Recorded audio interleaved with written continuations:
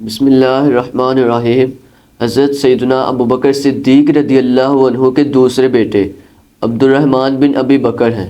ان کی کنیت ابو عبداللہ ہے۔ صلح حدیبیہ کے موقع پر آپ ایمان لائے اور یہ بہت ہی بہادر شخص تھے اور ہجرت مدینہ کی سعادت مندی بھی حاصل کی، اور فتوحات شام میں ان کی جنگی مہارت اور جذبہ جہاد قابل ستائش ہے، اور عراق کا مشہور شہر بصرہ ان کے ہاتھوں ہی فتح ہوا، اور آپ جنگ بدر میں کافروں کے ساتھ تھے۔ پھر اللہ عز و جل ان پر اور ان کی والدہ پر خصوصی فضل فرمایا کہ دونوں اسلام کی سعادت مندی سے مشرف با اسلام ہوئے، اور آپ کی والدہ نے ہجرت کی۔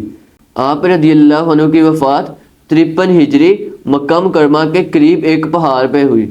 آپ کی ہمشیرہ ام المؤمنین عائشہ صدیقہ رضی اللہ عنہا آپ کے جسد خاکی کو مکہ مکرمہ میں لائیں اور وہیں دفن کیا۔